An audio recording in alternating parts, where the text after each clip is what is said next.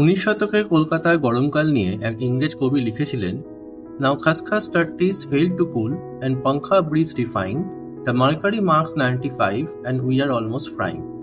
এই ছড়া শুনেই নিশ্চয়ই বুঝতে পারছেন কলকাতার ভ্যাপসা গরমে ইংল্যান্ডের সাহেবদের কি অবস্থা হয়েছিল। আর হবে নাই বা কেন, গরম থেকে রেহাই পেতে ভরসা ছিল তো হয় সেই টানা পাখা, আর না হয় হুগলি থেকে আসা এক জাতীয় নোংরা বরফ। তাইতেই কি সাহেবদের গরম কমে?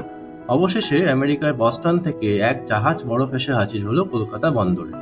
4 আনায় 1 পাউন্ড দামে সেই বরফ দেদার বিক্রতেও শুরু করল।